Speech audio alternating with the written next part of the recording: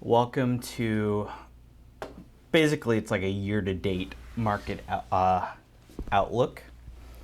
As I was telling Kunwar and Patrick, I'm going to be roping in some of the information, some things I've said in past, like writings and videos.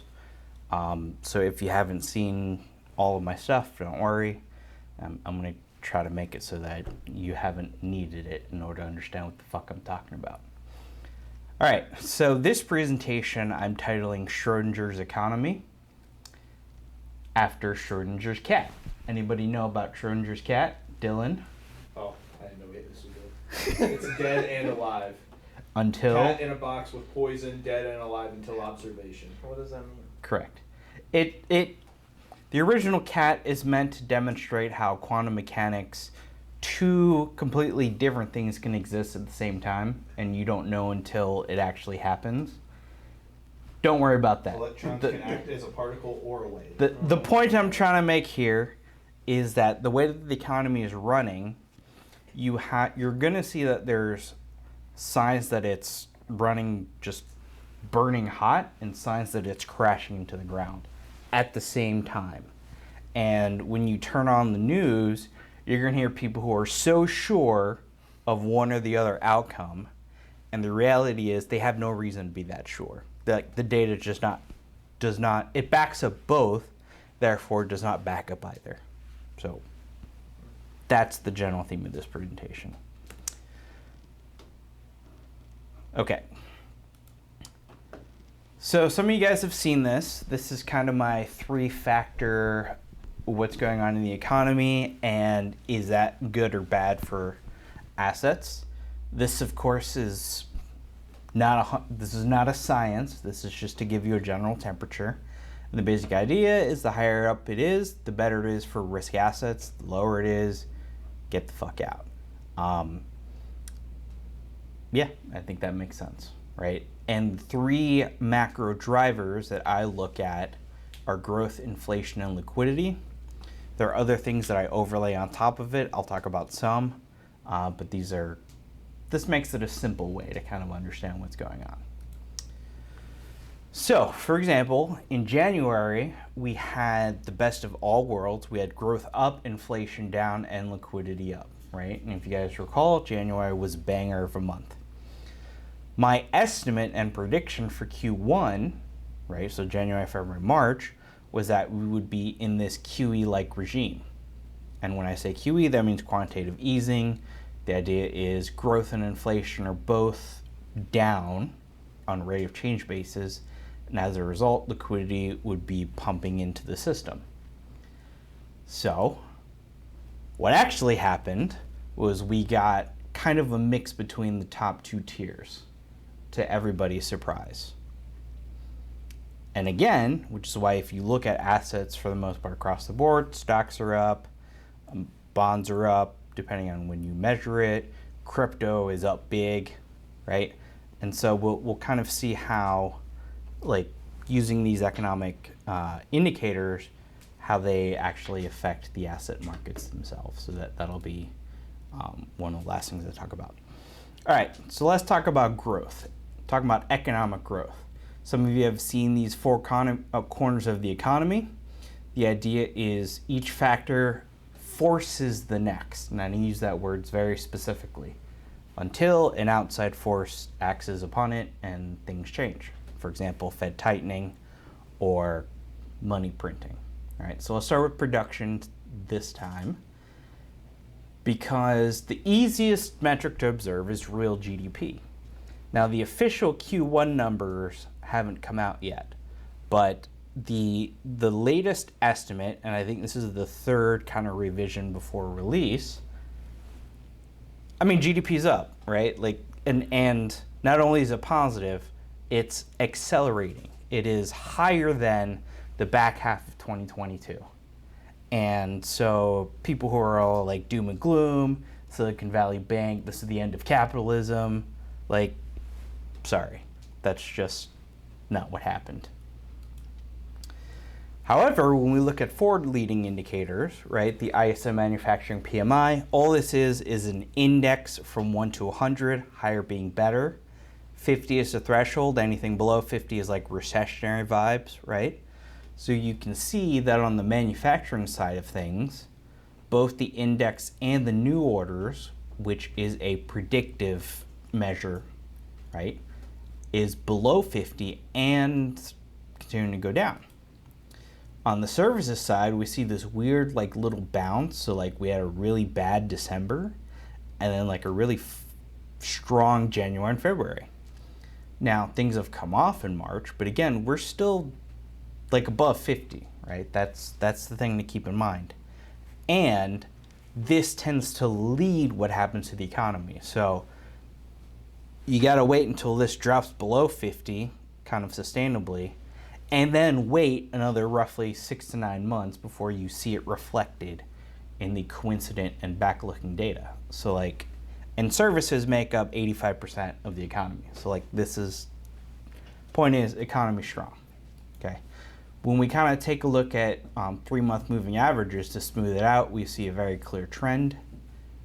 And I don't know what to tell you. This might have been the bottom. And so it is on the table, and we as investors have to keep the space that we actually may not have a recession. I mean, I was super bearish last year. You guys who were here knew that I was pounding the table that assets were fucked. And they were for periods of time. But is this a reacceleration? And can we not only get a soft landing, which is like just avoiding recession, but is the bottom already in? I'm not saying it is, but it's also not, if that makes sense. Okay, so because businesses are producing, that means that they have to employ people. And when we look at the employment numbers, this is the zero bound, right? Anything above it is positive growth. It's still positive.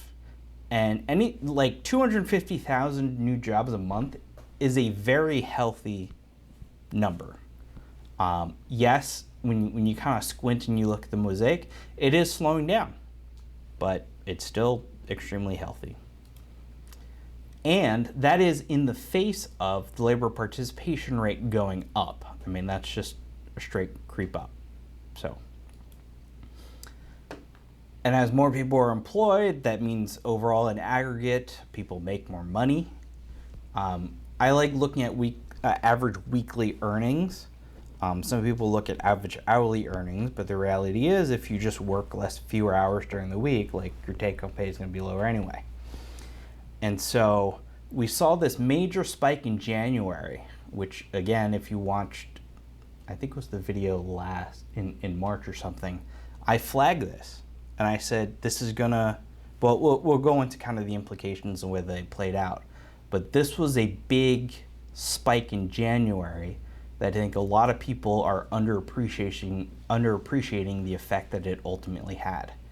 And so yes, February and March kind of flattened out, but it wasn't like negative to counteract January, right? Disposable personal income, this is just how much are people making after taxes. Again, we saw a big jump up in January, and the reason for that, it's not so much because they made more money, but because for structural reasons, they paid less taxes relative to how much money they made before, right? So their disposable income went up, which naturally, when your incomes go up, what do? You consume more, right? So personal outlays. Again, you see this massive jump up in January. And that's one of the reasons why, if you recall, we had this kind of inflation scare for the January numbers, because everyone just had more money. They spent more, and of course prices went up as a result. Now it has since flattened out, which I did suggest was going to happen. So it's a one-time shot. It's not going to reverse, but it's also going to, the baseline increase is very similar to what's been going on. Real retail sales, again, that massive spike up, it has since come down, but the down has not overwhelmed the spike, is kind of my point. But things are going down. It's kind of messy data too.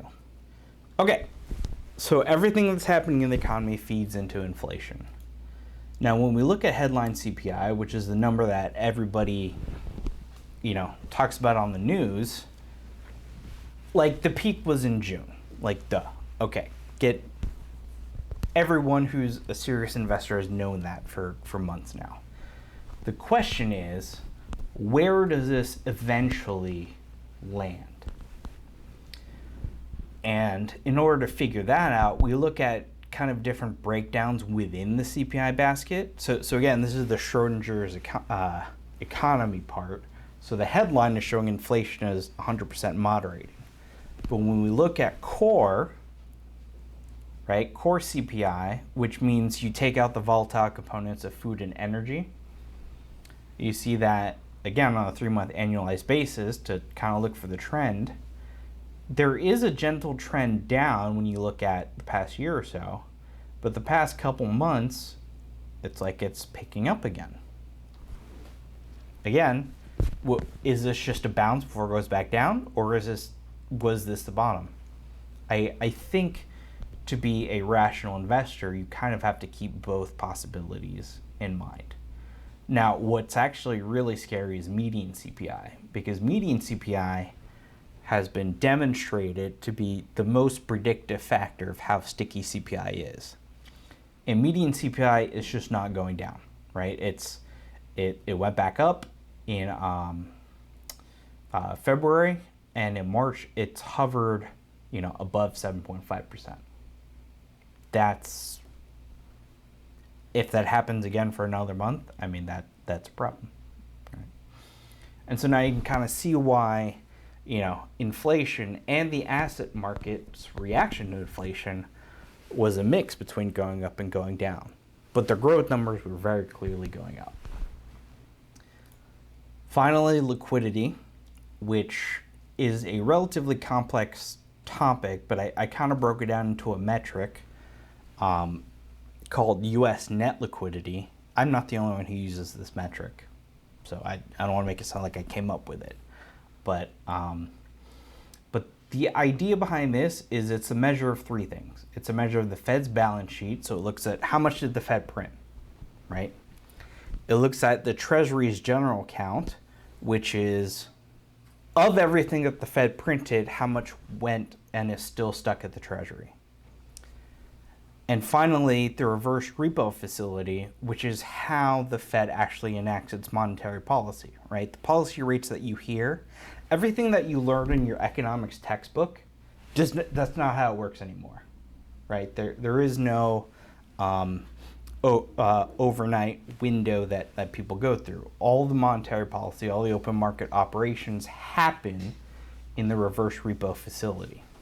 And so the idea is, if you're a pension fund or a broker-dealer and you have extra cash, right, instead of lending out that money so that cowboy hedge funds can YOLO bet on AMC, you just park the cash at the reverse repo facility. It's a way of taking liquidity out of the system. And so what this metric does is it looks at all 3 and says, this is a metric of how much money is in the actual system. Not just how much was printed, but how much is circulating. And the idea is, I didn't put a chart here, but in my videos, I posted this chart right next to the S&P 500, and it's like equities is liquidity now. Like that's what it's become, right?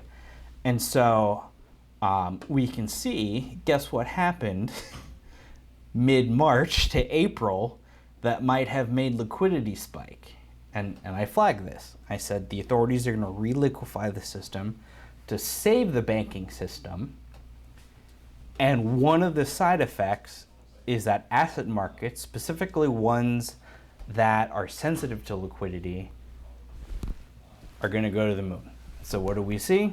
We saw Bitcoin go from 19.8, right at the fever pitch of the Silicon Valley Bank debacle, to 31,000, and it's coming off. Oh, interesting. When did it start going down? Right? So again, monitoring liquidity can help you make a reasonable prediction as to what liquidity sensitive assets are going to do. Okay. So a couple things as well. So the Fed balance sheet makes sense. I think that this is just how much is the Fed printing. That one's easy. How does the Treasury feed into that? Well, when the U.S. government taxes you, what do you have to do? You have to pay, right? Thank you, Nick. A+, honorary Asian. So when you give the Treasury money, can you then go buy Bitcoin with that money? No, right? So that's how the Treasury sucks liquidity out of the system. Another way that they suck liquidity out of the system is they raise debt because they don't have enough money, right? So what do? They issue a bond. So instead of taxing you, I'm selling you a bond. You give me your money because you're buying the bond. Can you use that money that you bought the bond to buy First Republic Bank stock? No, right? So, so how does the Treasury take liquidity out of the system? Taxing and issuing debt. What do we know that's going on right now? They have not been able, officially, let's ignore extraordinary measures for the moment, they could not issue more debt since January. So what does that mean? Everything that they're spending on enters the system, and all their mechanisms to pull money out of the system, they can't use the debt lever, right? So again, this was something that I flagged in January. I said liquidity is coming to the system because the Treasury needs, they can't raise any more money. And this is what I was talking about. And you notice that they did get a little bit of a tick up. That's because that was tax day. But they can't raise anymore. So this is just a one-way street down until everything just gets wiped out, which the new X date is estimated when? Anyone know? June 1st. So less than a month. Everyone was predicting August at least, so. That one event will move markets, and I'll kind of talk about different ways that it'll actually do that. Okay, midpoint summary. We're halfway. It's not that serious, guys. Growth was pretty clearly, like, you can't argue that growth was down. It was just up for the quarter, which is very positive for equities and risk assets in general.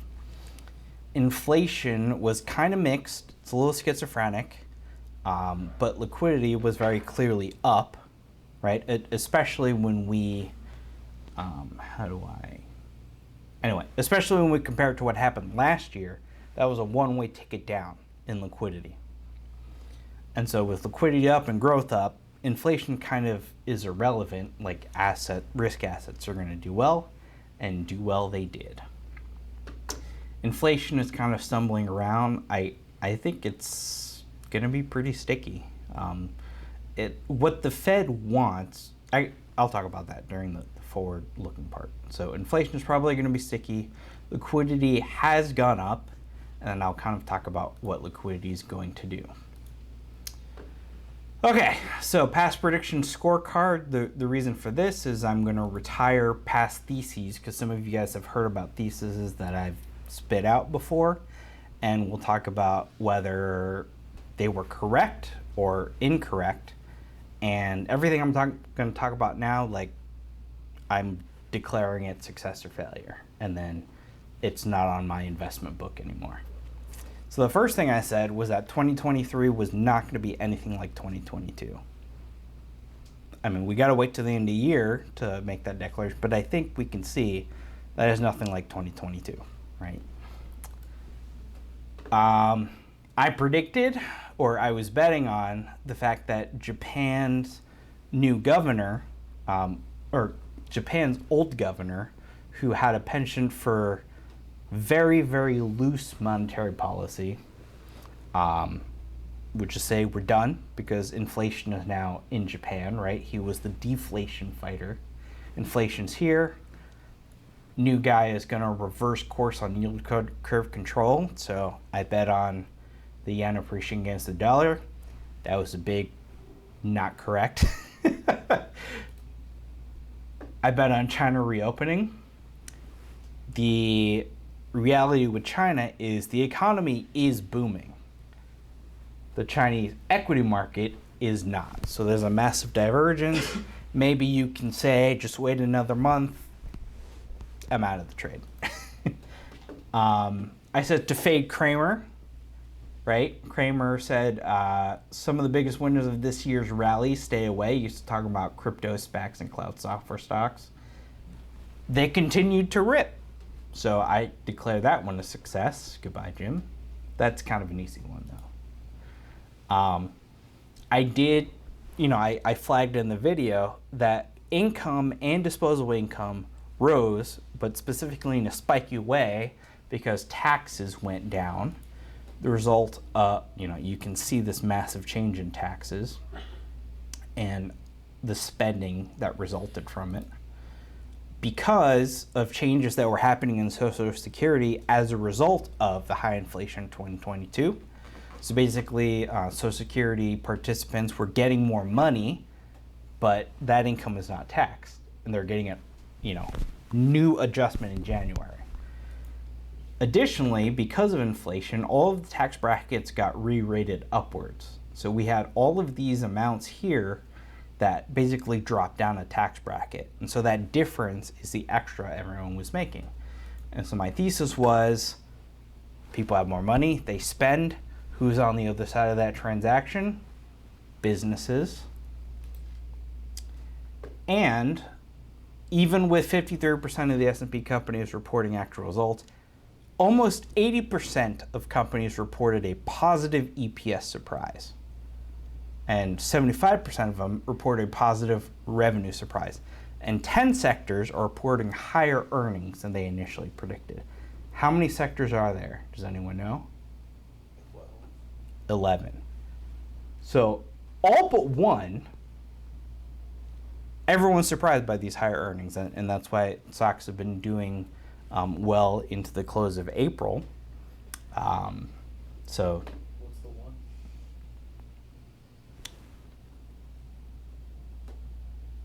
I think energy. It is. Is it? I guess commercial is.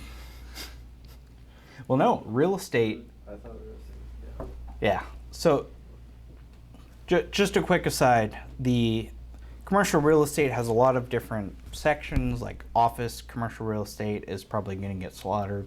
We have other sectors like residential, so big apartment buildings are still doing fine. And because rates have been going down, all things considered, lower rates means real estate ended up actually doing pretty well.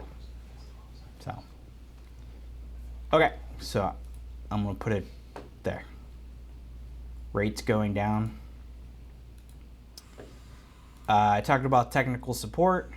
This is, I'm not a technician, but it's one of the overlays that I used. NASDAQ 100, the liquidity sensitive stuff. So NASDAQ 100 made a V-shaped recovery at a technical level. So did Bitcoin, exactly at the value I told them he may want to buy. But, after this happens, people don't want to buy. And I get that. But again, you need to know that liquidity is coming. Liquidity good for certain asset classes. You're at technical support. Everything I talked about, right? I think I have seasonality in here. Like we were everybody was scared here. Third year of a presidential cycle, that's a ripper. And the VIX was super elevated. My point being was the point when everyone was fearful, they were fearful without the data backing that fear, right? So I'm not the type of permabull that is always positive on things like Bitcoin. Sometimes I'm bearish. In fact, most of you are a little more familiar with Don the Bear, since that was basically 2022 Don. In 2023, I think you need to be both. I think you need to follow the data, and I think you kind of need to flip relatively quickly. Okay. So these are my predictions. I made this on March 14th, right? That was when the video came out. And so I measured from the close of the 14th to the close of yesterday, which is when I made this slide, what actually happened. It was spot on. Again, because using the macro to guide your investment decisions, like, it works on balance. Obviously today, some of these have sold off a little bit. Commodities, for example, took a mollywomp, so this definitely would have moved into the checkmark category. But I think fixed income would have turned positive. But for the most part, I mean, it's, you can cherry pick any one day, and this may or may not be. But the general trend is kind of what matters. And if you're wondering, the reason why these are different shades of green is that it's a volatility adjusted coloring. So what I was trying to say was that gold and Bitcoin would be kind of positive, stocks would be very positive based on their historical volatility. So you were wrong. No, I was right. What are equities? Are they similar to equities? Very, very. So, okay, anyway. The last thing to retire, and yes, this does mean that I'm exiting the trade. At the very beginning of the year, I talked about the whole eye of the hurricane thing and liquidity, and good times would exist for a small period of time. I suggested one way you could play that is with a barbell strategy. The idea being you have a high concentration and a low risk with a conservative payoff, and you pair that with a small investment in a high risk asset. And I chose 2-year treasuries and Bitcoin because both are liquidity sensitive assets. And so weighing them in that barbell way, these were the numbers from the last video. The last video, I updated it with the close from yesterday. Actually, what happened was, if you remember from the chat, I said I sold half of the Bitcoin position. Had nothing to do with the macroeconomics. It was because there was an update on Ethereum, and my experience told me that whenever people pumped crypto into a major update, you're going to get a sell-off. I was wrong for a day as it ripped up to 31,000, and then it's kind of been down since.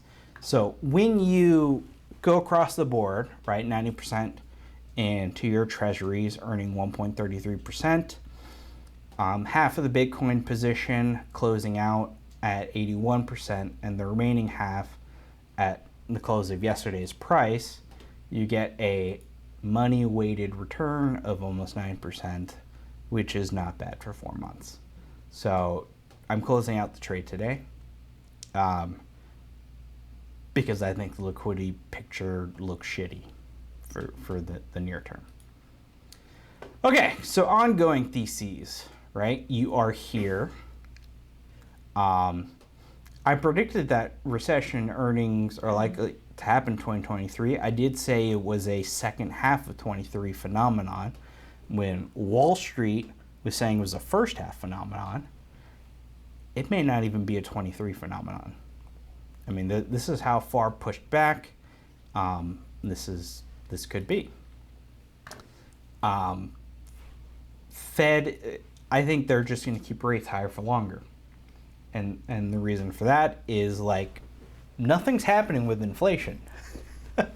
Right? Like, headline inflation came down because when you're comparing it against 9% year over year, like, if it doesn't go down from 9, like, we have a lot of problems, right? So it's down from 9, but it's really just not moving at a pace that the Fed is going to be happy with. And I was talking with Kunwar earlier about this, which is that I think Powell is perfectly happy to keep rates where they are, ignore the banking system, because he can save the banking system with these different lending facilities, right? If they just give money effectively to solvent but not liquid banks, they can service all of the bank drawdowns that happened. Your solution to inflation is to pump more money into the economy. I mean, that was why that always works. hence why the bet on risk assets in the midst of the banking crisis, but that's exactly what they were going to do. We could also just let banks fail. We could, but not in a systemic way. That's what. Oh, no, I think we could. I mean, okay, from a Bitcoin, let the system burn down, yes, I agree with you. But that's not what they're going to do, right? The idea is to anticipate what the Fed is going to do. You completely derailed exactly what I was going to say. Thank you for that. It's a good video. That's Dylan West, by the way. We have a heckler in the audience. Anyway, markets are betting through their pricing that the Fed is going to cut 2 to 3 times this year. I think that's wild, right? Like you have to. You're not. They're not going to do that unless there is another GFC on the horizon. And if another GFC happens on the horizon, they're not going to cut 2 to 3 times. They're going to take it down, maybe to 2%, maybe even to 0. I don't know, but you kind of have these divergences, right? Either the Fed stays really high, or they're going to cut a lot. And this whole kind of mild recession thing, or at least pricing in rates based on a mild recession, that's not the way to think about it. It's very binary in which way things are going to go. And then finally, I've harped on this debt ceiling dilemma, and it seems like it's finally now coming to pass. But the problem is, the reason it's coming to pass is because the X date got moved up. And so this is the main reason why I'm exiting the trade, because the window of time for risk assets, namely Bitcoin, to work its way up has closed significantly. And so I don't want to try crossing the bright line. I guess is kind of the analogy that I'm going with here. Because what I showed you with what was happening with the Treasury General account, the exact opposite is going to happen very violently the moment a debt ceiling deal is reached and the Treasury can issue debt again. Like, all that liquidity is going to get sucked out of the system and then some to make up for lost time, right? And so I think from the investment community standpoint, now may be the time to exit kind of the risk assets and also not go into treasuries, which I think is the next slide. So I continue to think the euro is likely to outperform the dollar. I've been right on this so far. So this trade has made up for the money lost betting on the yen. So it's been kind of a wash. But the idea is the Eurozone still has a much worse inflation problem than the US does. And that inflation divergence means that the Fed slowed down their hikes and the European Central Bank doesn't have that luxury. Okay, this is what I was talking about, treasury bills, right? When you sell the risk assets, what do? The temptation may be to go into treasury bills. I think maybe you kind of just wait in cash until the whole debt ceiling thing blows over. And to show you that I'm not that crazy for suggesting that, somebody posted this chart. This was a couple of weeks ago when everyone believed at the end of July, beginning of August was the X date, right? And so you have two charts here. The orange one is the Fed funds futures rate, and the blue one is the Treasury bill rate. And you notice everything up before the X date, the Treasury bill yields are lower, sometimes significantly lower than the Fed funds futures rates.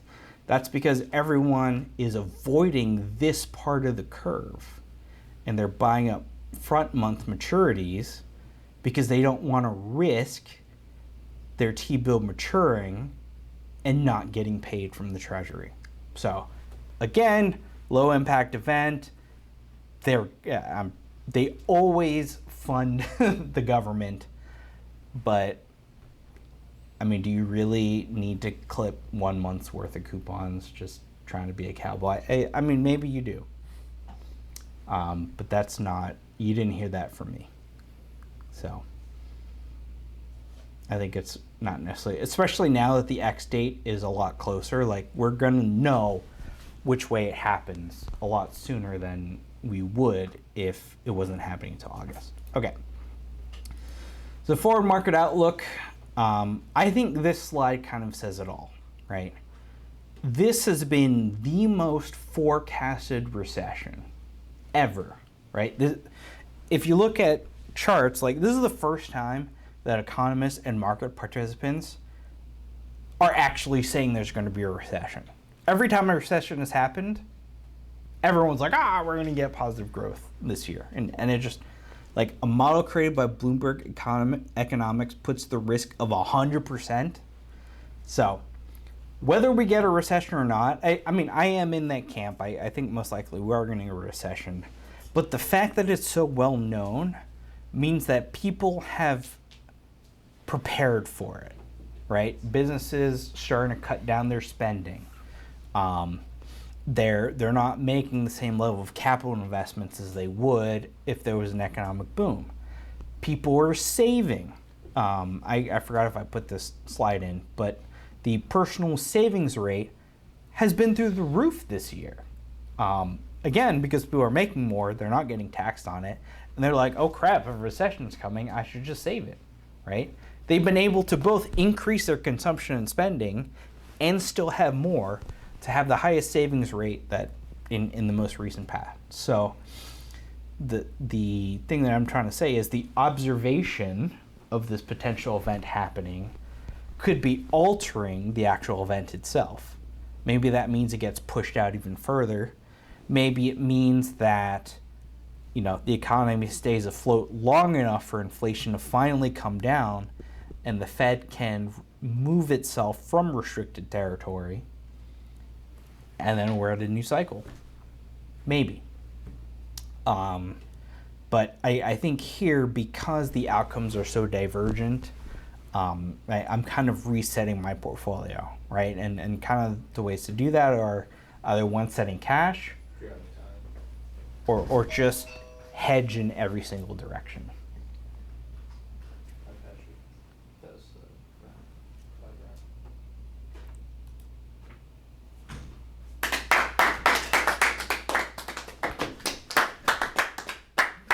Ladies and gentlemen, Don Pham.